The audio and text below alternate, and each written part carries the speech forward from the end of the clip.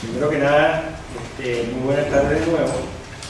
Quiero agradecerle a la academia que a través del programa José María Vargas fue posible una vieja intención discutida con Antonio muchísimas veces en las distintas instituciones donde él se ha paseado.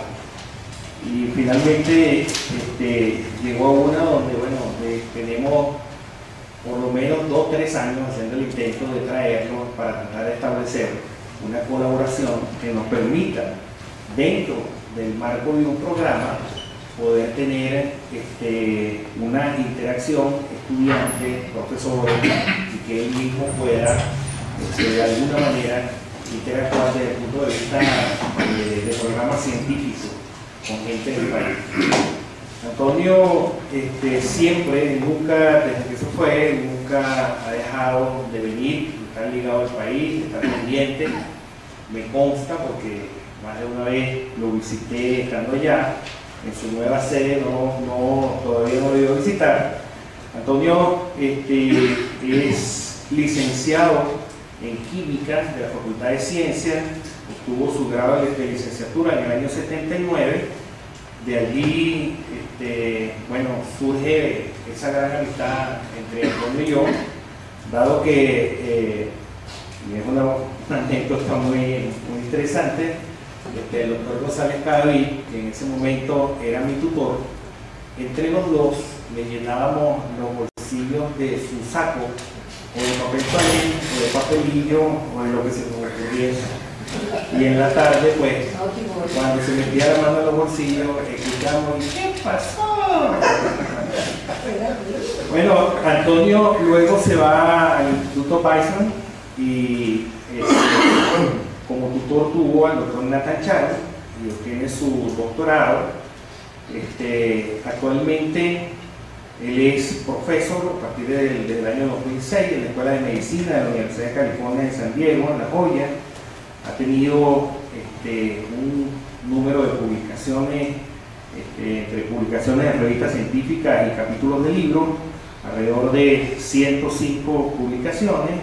Pertenece al cuerpo editorial de varias revistas, una de ellas es CHO, Critical Care Medicine, Cell Stress and Chaperone, y Investigation Clinical, igualmente ha sido referido de varias revistas. Creo que lo más importante que Antonio esté aquí, desde mi punto de vista, no es solamente la parte científica, sino que Antonio ha logrado en la institución actual y en términos generales en las instituciones que han estado, desarrollar un programa que es una combinación de ciencia, educación, política social, sobre todo con las clases minoritarias. Y yo creo que ese es el tema que Antonio hoy nos va a discutir. Él me mandó 19 páginas de currículum y yo le dije, bueno, el seminario no es mío, entonces simplemente lo que voy a decir. Entonces invito a Antonio a que por favor no hable de eso. La revista de investigaciones clínicas y una revista para escuchar.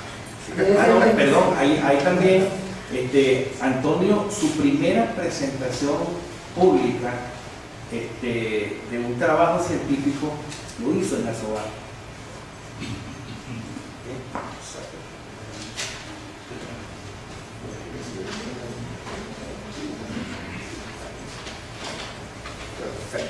¿Me oye bien? Sí.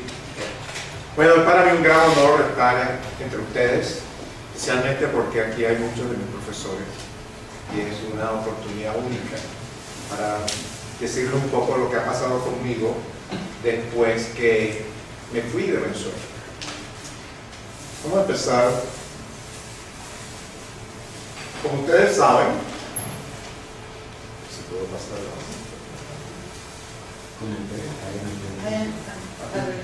ok, bueno, como ustedes saben, básicamente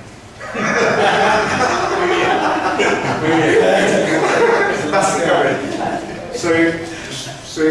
yo soy egresado de la Escuela de Química de la Universidad Central. Y cuando yo estaba haciendo mi tesis de licenciatura, Fue toda una experiencia. Yo sinteticé unos compuestos en los laboratorios de orgánica de la Escuela de Química y me fui con esos compuestos a la Escuela de Biología, donde probé los compuestos en el Trypanosoma cruzi. Yo creo que fue esa transición entre una escuela y la otra la que ha marcado mi vida científica.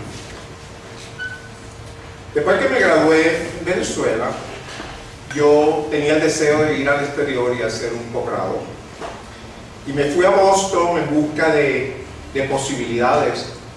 Y quiero dejar constancia que me fui a Boston con mi propio dinero porque jamás el país me dio una beca para que me fuera a estudiar al extranjero.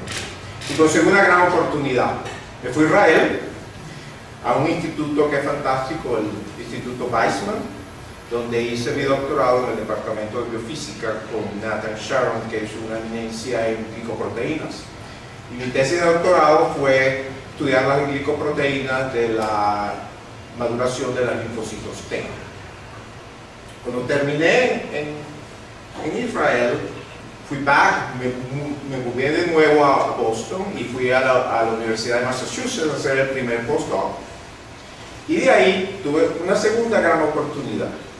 Me fui a Baltimore, a otra gran institución, Johns Hopkins University, donde hice un segundo postdoc y me dieron una posición de assistant professor, y de ahí avancé hasta el año 2006, que me reclutaron para la Universidad de California en San Diego. Empaqué el laboratorio, 300 cajas más equipo y alguna gente, y nos fuimos a California, a San Diego, a UC en San Diego. Entonces, durante esta transición yo quiero explicarles un poco cuál ha sido uno de los temas de investigación que yo he desarrollado. Mi interés fue una respuesta clínica. Me interesé en el trauma físico, no mental. Y la razón por la cual estaba interesado en el trauma es porque es la primera causa de mortalidad en la gente bajo 40 años de edad. No solo en los Estados Unidos, sino mayoritariamente en el mundo. Ahora ustedes van a decirme que bueno, el trauma, eso es un accidente, eso no es una enfermedad. Pero cuando el individuo no muere en el sitio del accidente, lo llevan al hospital y lo ponen en terapia intensiva, hay una serie de reacciones biológicas totalmente mediadas por el sistema inmune, la respuesta inflamatoria a la herida, que hace que el paciente pueda llegar a un estado de shock. Y después que llega a un estado de shock, algunos pacientes se recuperan y otros mueren. Y la pregunta es, ¿cuál es la transición entre la herida inicial y ese estado de shock? Y yo me enfaticé en un aspecto que me pareció muy interesante después de conversar con muchos cirujanos, y era por qué había tanta variedad en la respuesta entre los pacientes. Dos pacientes con heridas muy similares tenían dos resultados muy distintos. Unos después inclusive salían del shock y podían tener una vida normal, y otros morían. ¿Por qué era esa variabilidad? Y pensando en que el trauma es una enfermedad, y como toda enfermedad hay múltiples factores que afectan el resultado, el outcome, yo postulé la siguiente hipótesis que se ha ido modificando con los años. Y es la siguiente.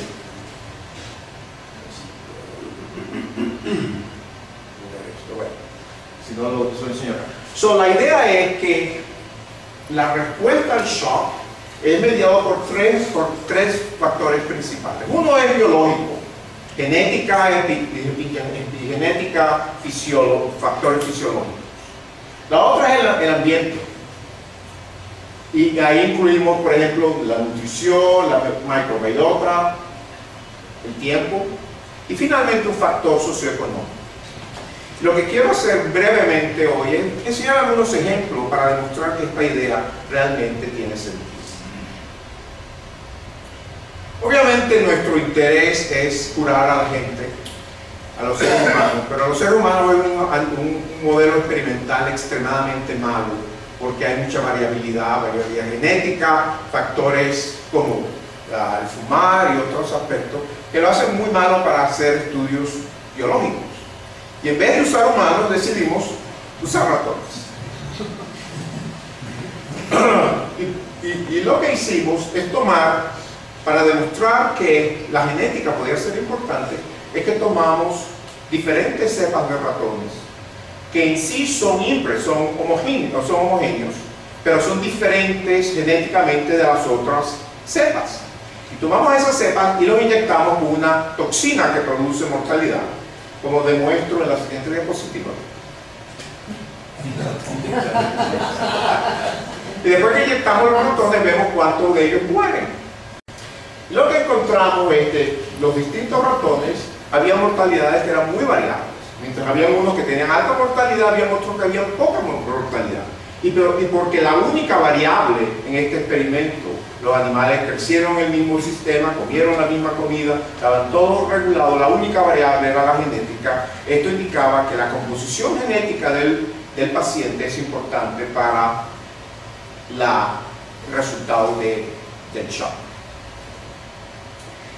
Expandimos esto un poco más y estos son los dos ratones que daban la respuesta más extrema, el C57 y el AJ.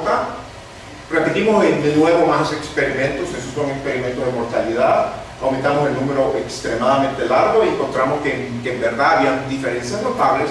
Y lo que usamos es que decidimos usar genética clásica para cruzar estos dos ratones y a identificar genes que fueran que modificaran la respuesta inmunológica, la respuesta inflamatoria del shock.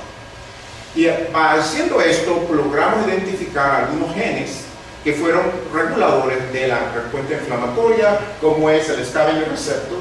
Encontramos que hay polimorfismo entre las dos cepas de ratones que estábamos usando. Y cuando este gen se eliminó del genoma del ratón, el ratón se hizo mucho más resistente, como se ve en el tope de la figura, al choque endotóxico, diciendo que este gen realmente es importante en la respuesta al shock.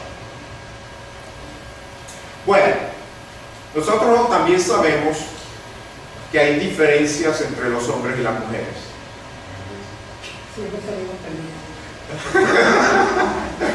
Entonces decidimos investigar si la respuesta al shock era distinta entre machos y hembras. Y lo que encontramos es, usamos el mismo sistema con endotoxina, y esto es un marcador de la respuesta inflamatoria, tumor necrosis factor. Y lo que encontramos es que en algunas cepas había una gran diferencia entre machos y hembras, pero en otras no. Y las diferencias entre machos y hembras, lo que encontramos es que se debía a las hormonas sexuales. Y esto es una demostración de nuevo de que no solo es la genética, pero eso también el sexo. Ahora les voy a dar unos ejemplos del ambiente. En este experimento tomamos ratones, la misma cepa, y les dimos la misma comida, pero un régimen distinto. Algunos animales comían todo lo que quisieran todos los días, era límite. Pero a otros animales se les redujo la cantidad de comida que tomaban. En un caso, el animal comía lo que quisiera un día, pero al día siguiente no comía.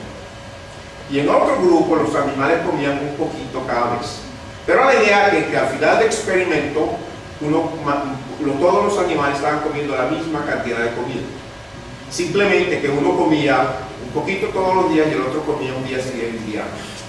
Y cuando estudiamos la respuesta inflamatoria, y estos son macrófagos aislados de esos animales y estudiados en cultivo, encontramos que hay tremenda diferencia entre los animales que comen un poquito todos los días y los animales que comen un día sí y un día no. Quiere decir que cómo uno come es muy importante para la respuesta inflamatoria.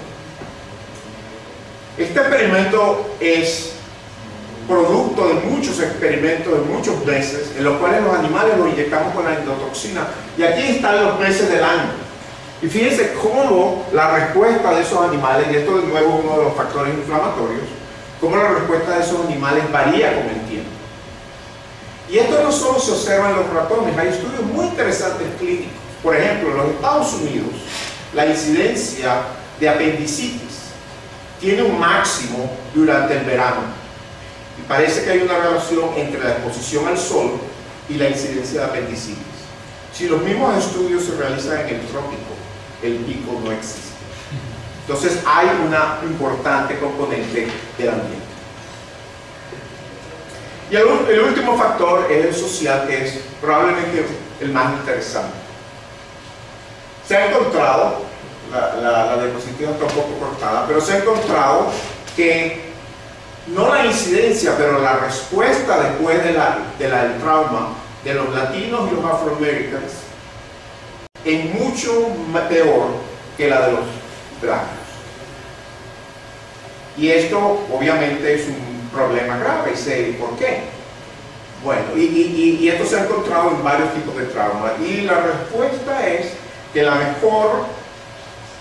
mejor factor que se ha encontrado que correlaciona con esto es el tipo de seguro de salud que la persona tiene. Y este es un estudio que les voy a enseñar en niños. Aquí tenemos pacientes que tienen seguro de vida, el seguro de salud privado, el mejor que se puede conseguir. Y estos son pacientes que tienen un seguro de salud público, el que en Estados Unidos se llama Medicare. Y hay una diferencia significativa, pequeña pero significativa. Pero lo más dramático es que la gente que no tiene seguro son los que les va peor después del trauma. Y esto se ha demostrado en muchos casos. En distintos casos de trauma. No solamente uno, sino muchos más. Entonces me interesé mucho en la disparidad en la respuesta a enfermedades. Y no solamente trauma. Este es un dato de un trabajo sobre diabetes. Y fíjense lo interesante que es. La incidencia de diabetes en los blancos es mucho menor, pero aumenta hacia los hispanos, hacia los negros, y es máxima en los indígenas de Norteamérica. Entonces, no puede haber componentes que son a lo mejor genéticos, biológicos, pero también factores sociales. Este es otro dato muy interesante. Esta es la esperanza de vida entre blancos y negros en los Estados Unidos. En los 1900 era 14 años la diferencia. En el 2000 aún son 6 años. Aunque haya habido progreso, todavía hay una gran diferencia entre los dos grupos. ¿Qué hizo? Y ahora les voy a dar el estudio aún más interesante de todos. Se ha encontrado que gente con alta educación tiene menos incidencia de enfermedades crónicas que gente que tiene poca educación. Lo que quiere decir que el nivel de educación es un factor extremadamente importante en la salud. En base a todo esto, yo hice una proposición a la Universidad de California de crear un centro para estudiar la disparidad en salud y educación, que fue aprobado este año y empezó a trabajar en julio, del cual yo soy su director.